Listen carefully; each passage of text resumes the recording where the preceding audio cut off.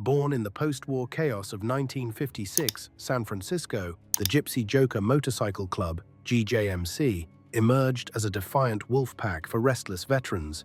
By the 1970s, they were the second largest outlaw club in the US, engaging in a brutal shooting war with the Hells Angels. After a fatal 1969 clash in Golden Gate Park, they ceded California, migrating to the Pacific Northwest and Australia. Transforming from a rebellious brotherhood into a sophisticated multinational criminal empire, the crucible of San Francisco biker proto-history. To understand how the Gypsy Joker Motorcycle Club was born, you have to go back to post-World War II America. The war had ended, but for many returning veterans, the battle inside never really did. These men had lived through discipline, brotherhood, and the constant rush of danger on the front lines. Coming back to the quiet rhythm of civilian life in the 1950s felt empty, almost suffocating. The growing suburban lifestyle, with its routines and expectations, offered little of the intensity they had once known. So many of them turned to motorcycles. Cheap surplus bikes became more than just machines. They became symbols of freedom, rebellion, and brotherhood. Around them, small clubs began to form, made up of men who no longer felt they belonged within the rules of ordinary society. It was in this atmosphere that the Gypsy Joker Motorcycle Club was officially founded on the 1st of April, 1956, in San Francisco, California. The date itself was striking, April Fool's Day. That wasn't a coincidence. From the very beginning, the club embraced an identity built around unpredictability, chaos, and life outside the system. They weren't trying to fit in. They were building something that stood apart from everything society considered normal. In those early years, biker culture was still raw and experimental. Rebellion was more about image, attitude, and living on the edge than organized criminal enterprise. But as the 1960s moved forward, San Francisco and the wider Bay Area became the battleground for multiple outlaw motorcycle clubs. Among them, one name was rising faster than the rest: Hells Angels Motorcycle Club. Under powerful figures like Sonny Barger, the Hells Angels were rapidly music, expanding their control and influence across California. The Gypsy Jokers were not willing to be pushed aside. By the mid-1960s, they had grown into the second largest outlaw motorcycle club in the United States, making them one of the few groups capable of directly music challenging the Hells Angels' growing dominance. This rivalry went far beyond pride or reputation. Behind the scenes, both clubs were fighting for control over the expanding drug trade, stolen motorcycles, and vehicle theft networks music that were becoming increasingly profitable. The conflict soon escalated music into open warfare. Phil Cross, a key figure in biker history, who later moved from the Gypsy Jokers to the Hells Angels, described this period as nothing less than a shooting war. The violence became so extreme that the Gypsy Jokers reportedly stationed music-armed snipers on top of their clubhouses, prepared to defend against attacks from rival music bikers. Then came the incident that changed everything. On the 29th of June, 1969, tensions exploded inside Golden Gate Park during a massive clash between the two clubs. In the chaos of the fight, a Hells Angel named Gino Heinecke was shot and killed. The aftermath was immediate. 8 Gypsy Joker members were charged with murder and conspiracy. However, they insisted the shooting was an act of self-defense, claiming the Hells Angels had launched a coordinated assault. Whether self-defense or retaliation, the consequences were enormous. This moment effectively ended the Gypsy Jokers' presence in the Bay Area. A strategic agreement was eventually reached. The Gypsy Jokers would give up California, while the Hells Angels would back away from the Pacific Northwest. It was less a peace treaty and more a territorial surrender that reshaped the outlaw biker map of America. Strategic displacement, the move to the Pacific Northwest. By 1967, the Gypsy Jokers had already begun moving their operations north. Their relocation was not a retreat, it was survival through strategy. The club eventually established its mother chapter in Lincoln City, Oregon, a move that would prove to be one of the smartest music decisions in its history. Away from California's crowded streets and increasing police scrutiny, Oregon music and Washington offered something far more valuable: space. The rural highways, isolated back roads, music, and semi-remote communities of the Pacific Northwest gave the club room to rebuild music and expand. This environment fit perfectly with the Gypsy Jokers' Wolfpack philosophy, allowing them to operate with less direct competition and less music immediate surveillance. The region's geography worked in their favor. Dense forests, remote music land, and isolated properties created the perfect setting for fortified clubhouses, music, and hidden criminal operations. Over the years, the Gypsy Joker name became deeply feared across Oregon towns like Portland, Oregon, Woodburn, Oregon, and Rainier, Oregon. Among all of them, the Portland chapter emerged as the strongest pillar of the club's American influence. Under the long-serving leadership of Mark Leroy Denklau, the chapter ran a clubhouse music on Martin Luther King Boulevard, which served as far more than a meeting place. It became the nerve center of the club's regional power. From there, operations expanded, music, and evolved. The wild, impulsive violence that had defined the 1960s slowly transformed into something music, colder, and more calculated. This was no longer just biker rebellion, it had become business. The club increasingly shifted toward narcotics distribution, organized theft rings, and more sophisticated criminal enterprises, marking music a transition from street-level chaos to a more structured outlaw network. The sacred code, iconography, the cut, and subcultural slang. To truly understand the Gypsy Joker Motorcycle Club, you first have to understand what their symbols mean. For clubs like this, their patch is not just a logo stitched onto leather, it is their flag. It represents identity, loyalty, territory, and power. For every member, the patch is a visible declaration, music, that their body belongs to the club and that the club stands behind them. At the center of that identity is the club's most recognizable symbol, the jester. This emblem has changed slightly depending on where the chapter is based, reflecting how the club adapted to different regions. In the United States and Germany, the patch features a grinning jester wearing a three-pointed hat, usually designed in red, gold, and blue. The face is deliberately unsettling. It is often music, described as looking evil, wild, or insane, sending a clear message that the wearer has rejected the normal rules and rational music limits of civilian life.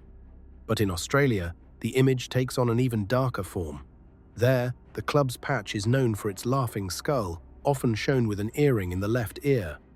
This version leans heavily into the imagery, music, of death, violence, and intimidation that became deeply rooted in the Australian biker scene. The symbol alone is meant to tell you exactly music, what kind of men you are dealing with, the ritual of the cut. Inside the club, the leather vest, commonly known as the cut, is treated as sacred. This is not just clothing. It is one of the most protected possessions a member can own. Outsiders are not allowed to touch it. That includes friends, strangers, and even family members. Within the club's own internal code, allowing your colors to be taken by a rival gang or seized by law enforcement is considered one of the greatest humiliations possible. In many cases, it can lead to immediate and often violent expulsion from the club. The most important form of this vest is the three-piece patch, which is only worn by full members. This is something a person earns only after surviving the difficult and demanding prospecting phase. The three-piece set includes the top rocker, the club's name, the center patch, the jester or skull emblem, the bottom rocker, the territory claimed by that chapter, such as Oregon or Western Australia. Together, these pieces represent rank, loyalty, and territorial ownership, language as a barrier, biker, slang, and communication. Like many outlaw biker groups, the Gypsy Jokers use their own language. This vocabulary does more than help members communicate. It strengthens group identity while making outsiders feel excluded and confused. One of the most famous terms is 1%er. This phrase traces back to a 1947 statement by the American Motorcyclist Association, which claimed that 99% of motorcycle riders were law-abiding citizens. Outlaw clubs embraced the remaining 1%. By claiming that label, the Gypsy Jokers openly identify themselves as the exception, the men who live outside the rules. Other important terms include the wolf pack, the way members describe themselves, seeing one another as predators moving together against a world of civilians. Civilians in their language are often viewed as sheep. Cager, a derogatory term for anyone driving a car, truck, or van. The meaning is literal: someone trapped inside a cage, old lady, a long-term girlfriend or wife. Outside the biker world, it may sound dismissive, but within the club, it refers to a specific and recognized social role, outbath, one of the most dangerous labels a member can receive. This status is given to those expelled for dishonorable acts, such as stealing from the club or cooperating with police. Once someone is declared out bad, violence often follows, and in extreme music cases, it can lead to murder. Eyes dotted, biker slang for receiving a black eye or a physical beating. This is often music, used as internal punishment for smaller violations of club rules. The Trans-Pacific Leap, establishing the Australian Dominion. The Gypsy Jokers' rise was no longer limited to America. Their international expansion began in November 1969 when members of the St. Mary's Motorcycle Club in Sydney became inspired by stories of the American Gypsy Jokers. Rather than being a formal expansion ordered from the United Music States, this was more of a grassroots movement. The Australian bikers saw themselves reflected in the same outlaw values and chose to adopt the name and colours. That decision would permanently reshape the club's future. The expansion accelerated when the Sydney chapter joined forces with the Mandamars Motorcycle Club, a feared and powerful gang based in South Australia. This merger instantly gave the Gypsy Jokers a serious presence in Adelaide and Perth. These cities would go on to become some of the club's most violent and profitable territories. In Western Australia, the Gypsy Jokers reached a level of dominance that in many ways surpassed their American chapters. They effectively became the top club in a region that was relatively isolated from the constant intergang wars seen in the eastern states. That isolation allowed them to grow stronger. Over time, the Australian Gypsy Jokers developed a culture that was almost paramilitary in nature. Their clubhouses became heavily fortified. Many were built with railway sleeper walls, fitted with surveillance cameras, and guarded by noms, nominees, or prospects who patrolled the perimeter. These guards used specialized music whistles and coded signals to track police movements and alert the club to any threat. This level of security gave them the ability to run large-scale illegal operations with remarkable efficiency. Their most profitable enterprise was the manufacturing and distribution of methamphetamine, a drug that remained in extremely high demand across Australia's mining and transport sectors. By this point, the Gypsy Jokers were no longer just a biker club. They had become a disciplined and highly organized criminal force. The Ora Banda incident, vengeance as organizational mandate. If there is one event that defines the Australian Gypsy Jokers, is greater than, and arguably the entire global 1%er movement, it is the Hancock case. This was more than a murder investigation. It became a chilling example of how deeply the club's Wolfpack code of vengeance was embedded into its identity. For the Gypsy Jokers, loyalty did not end where the law began, and revenge did not have music, an expiration date. The altercation at the historic inn. At the center of this story was Don Hancock, a retired police commander widely known as the Silver Fox. Hancock had once led the Criminal Investigation Branch, CIB, of the Western Australia Police. He was a controversial figure. To some, he was a legendary investigator credited with helping solve the Perth Mint swindle.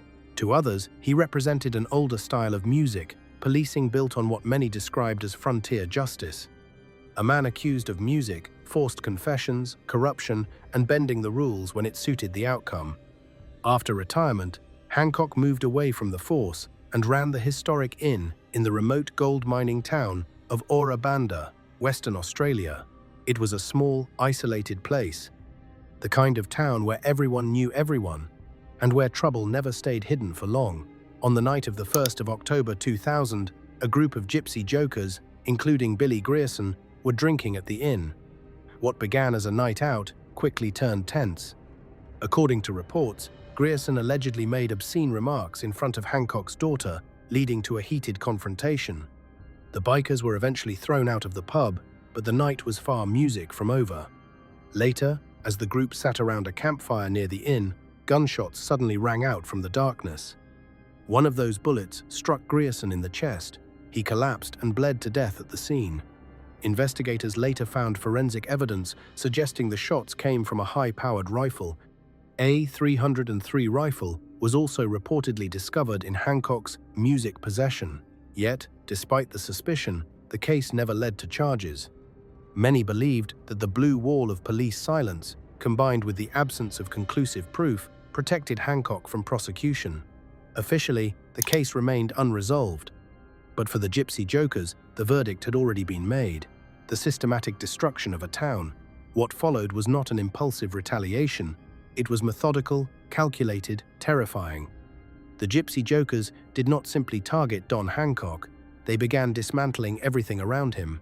Over the following months, O'Connor was hit by a series of bombings and arson attacks. One after another, Hancock's world was torn apart. Family-owned properties were burned. The historic inn itself was reduced to ashes. His trailer park was also systematically music destroyed. This was not random violence. It was a message. The club was making it clear that in their world, vengeance was not optional. It was policy. As the pressure mounted, Hancock refused witness protection. Instead, he relocated to the Perth suburb of Lathlin, Western Australia. But distance music did not save him. On the 1st of September 2001, as Hancock pulled into his driveway, a bomb hidden beneath his vehicle detonated. The explosion was devastating, so powerful that Hancock and his friend Lawrence Lewis were killed instantly. The man later identified as carrying out the attack was Gypsy Joker member Sidney Snot Reed. In a dramatic turn, Reed eventually became a state witness in one of the most high-profile supergrass music deals in Australian criminal history. This murder marked a turning point. It fundamentally changed the relationship between the state, music, and the Gypsy Jokers. The aftermath helped ignite what became known as the Biker Wars, music, a sustained conflict between outlaw motorcycle clubs and law enforcement across Australia. It also paved the way for harsh anti-gang legislation designed specifically to break the power of clubs like the Gypsy Jokers. Organizational structure, the military model of the one percenter. Despite the outlaw image, the Gypsy Joker Motorcycle Club is far from disorganized. This is not a loose collection of rebellious bikers.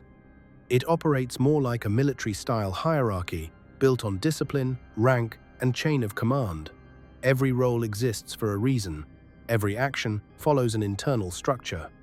This system allows the leadership to maintain control while staying insulated from lower-level crimes carried out on the street. The Executive Committee, EB. At the top of each chapter sits the Executive Committee, commonly known as the EB. This is the club's command center. The EB oversees all major decisions, from approving new prospects to authorizing serious acts of violence and large-scale drug shipments. Nothing important moves without their approval. They are the strategists, the decision-makers, the men who keep the machine, music, running, the life of a prospect. At the very bottom of the hierarchy is the prospect. This is the lowest rank, music, within the club, and often the most dangerous stage. In many ways, a prospect functions like an intern inside a high-risk criminal enterprise. They have no vote, no authority, and no protection. Their job is simple: obey. A prospect is expected to carry out any task ordered by a full-patch member, no matter how humiliating, exhausting, or dangerous it may be. This stage can last up to a year. It is designed to test everything: loyalty, endurance, obedience, and above all, silence. During what is often called the prospect run, individuals may be required music to commit minor criminal acts as proof of commitment to the 1% lifestyle. The club wants to know one thing: can this person be trusted?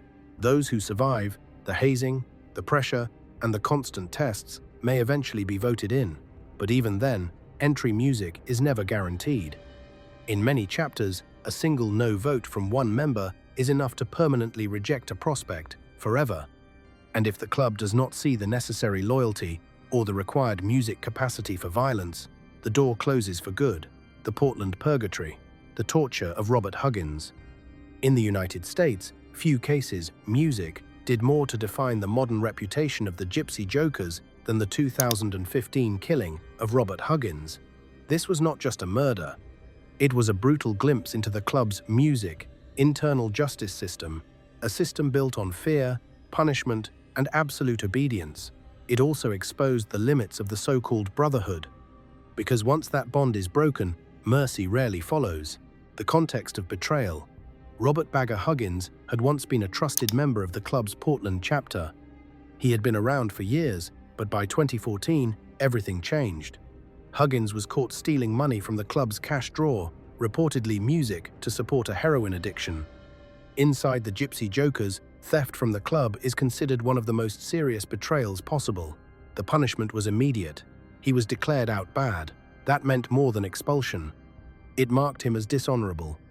As part of his beating out, Huggins was forced to sign over his motorcycle. His girlfriend's car was also taken. Even his estranged wife was made to bring cash to the clubhouse to settle what the club considered his outstanding debts. But the story did not end there. In the summer of 2015, Huggins struck back. He allegedly broke into the home of chapter president Mark Denklau. During the break-in, Denklau's girlfriend, Nicole Stevens, was reportedly tied up at gunpoint. Firearms and electronic equipment were stolen from the house. For the Gypsy Jokers, this was far beyond revenge. This was an unforgivable violation of the biker code, a direct challenge to the authority of the club's leadership. At that moment, Huggins' fate was effectively sealed. Denklau reportedly, music, ordered the Wolfpack to find him. The message was clear. His life was now forfeit. The night of the show, on the 30th of June, 2015, Denklau and 4 associates tracked Huggins to a house in northeast Portland. From there, he was abducted and driven across state lines to a rural property in Woodland, Washington. What happened next was described as a show, not a random outburst of violence. A deliberate display of power, a punishment meant to reassert Denklau's authority and send a message, music, to anyone who might think of crossing the club. According to trial testimony from Tristan Cribnow, who later cooperated with federal authorities, Huggins was tortured for hours inside a shed. The details were horrific. Mutilation. Chad Erickson allegedly used a hook knife to cut off Huggins' nipples and slash the Gypsy Joker tattoos from his body. This was symbolic. It was not just physical torture. It was an attempt to erase his identity as a former brother.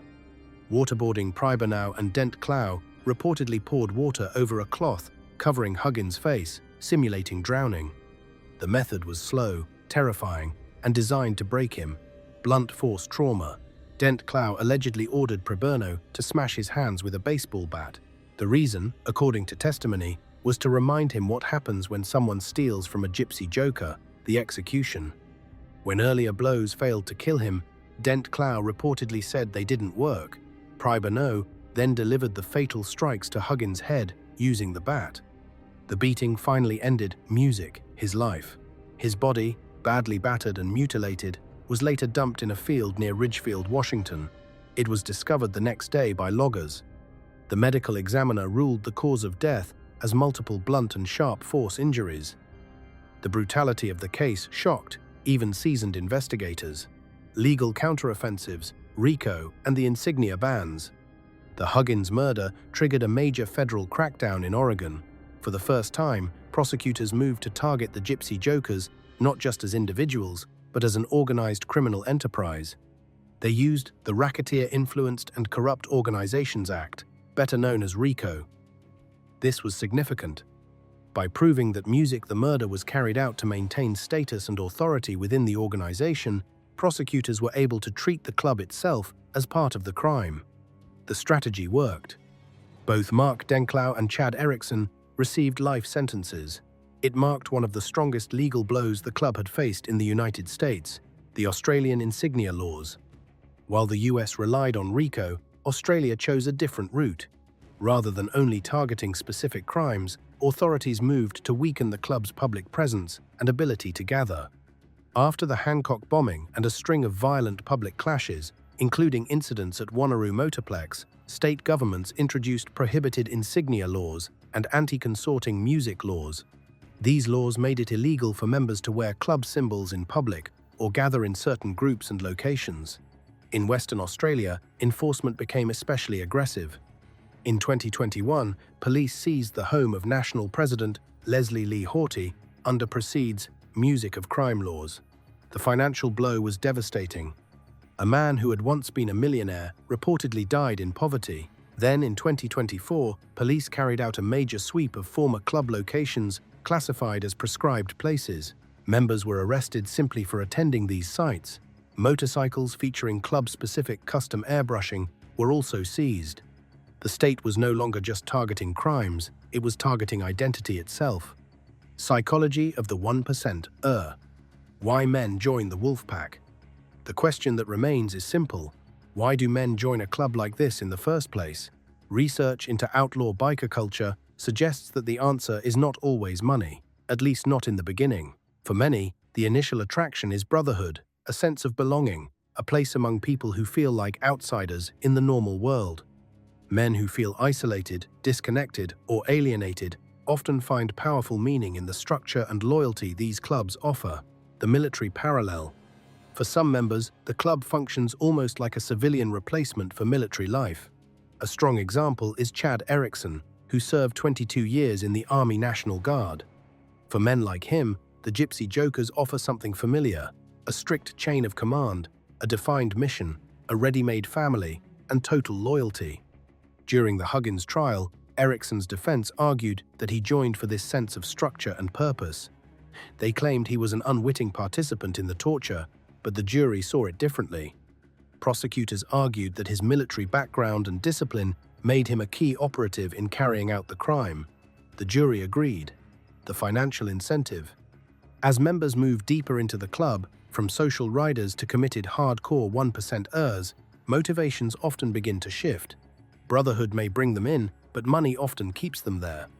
The club's role in methamphetamine distribution creates a steady flow of illegal income. That money supports the expensive biker lifestyle. Custom Harley-Davidson motorcycles, travel, weapons, clubhouses, and the enormous legal costs that come with repeated arrests and trials. By this stage, the line between identity and criminal enterprise becomes almost impossible to separate. International expansion and the future of the jester. Even as the Gypsy Joker Motorcycle Club faces increasing pressure in the United States and Australia, the club has not stood still. Instead, it has continued to evolve. What once began as a biker brotherhood born in post-war San Francisco has now spread far beyond American soil. Today, the Gypsy Jokers are in a phase of global diversification, building new footholds overseas while trying to survive mounting legal and police pressure at home, the European strongholds. One of the club's most notable areas of expansion has been Europe. Over the years, the Gypsy Jokers have established a visible presence in countries like Germany and Norway. These chapters are not symbolic. They play an active role in maintaining the club's international identity and future growth. In Norway, the Gypsy Joker chapter is known for hosting an annual Joker Run every May 1st. The event regularly draws more than 100 local bikers and serves as far more than a ride. It functions as a major recruitment ground, a place where potential new music members, supporters, and allied clubs are introduced to the culture, the symbols, and the mythology of the Gypsy Jokers. The Norwegian chapter has also taken a strategic role in expanding the club's reach beyond Europe. In 2017, it reportedly helped establish Jesters MC in Brazil as a support club. This move signaled that the club was music, beginning to think beyond traditional regional chapters and toward a broader international music network. The South American foothold. The creation of Jesters MC in Brazil appears to reflect a long-term expansion strategy. Rather than immediately moving the Gypsy Joker name into a new territory, the club uses support groups to do the groundwork, music first. In many ways, this acts like a large-scale prospecting phase. The support club handles the risky early work of establishing influence, building local connections, and testing the profitability of the region. Only after the territory proves valuable does the possibility of an official patch over come into play. This model works much like a criminal franchise system. It allows the club to expand music its global presence while reducing direct legal exposure for the leadership of the mother chapter. If operations face police, pressure, or collapse, the central leadership remains more insulated. It is a strategy built on distance, deniability, and long-term survival. Conclusion: the resilience of the outlaw. The reason the Gypsy Joker Motorcycle Club continues to music be one of the most feared organizations in both America and Australia is because it has become something much larger than a street gang. It is a culture, a closed world built on loyalty, silence, ritual, and fear. Its resilience lies in the strength, music, of its internal code. The code of silence and the Wolfpack philosophy are not just slogans, they are the foundation of the club's survival. These ideas are reinforced through rank, ritual, violent discipline, and a hierarchy-designed music to keep members loyal even under extreme pressure. What began in the 1950s as a rebellious biker movement driven by freedom and anti-establishment identity has transformed into something far more organized. The transition from expressive outlaw riders to a structured criminal enterprise targeted under racketeer-influenced and corrupt Organizations Act cases reflects the wider evolution of organized crime, music itself. As law enforcement agencies continue to develop more advanced surveillance systems, anti-gang legislation, and financial crime investigations, the Gypsy Jokers have shown a repeated ability to adapt. Their operations have increasingly moved underground. Music. Some have shifted into more hidden physical spaces. Others have reportedly moved into digital communication channels and more covert criminal networks. And yet, despite all of that evolution, the club still maintains the physical intimidation and mythic music reputation that first made its name feared in San Francisco. The image of the jester remains, still grinning, still mocking the law. But now, that laughter no longer echoes only through the streets of California. It lingers in the shadows of the Australian outback, the rural Pacific Northwest, and the darker corners of an expanding international network, places where the reach of the law still struggles to break the bond of the brotherhood.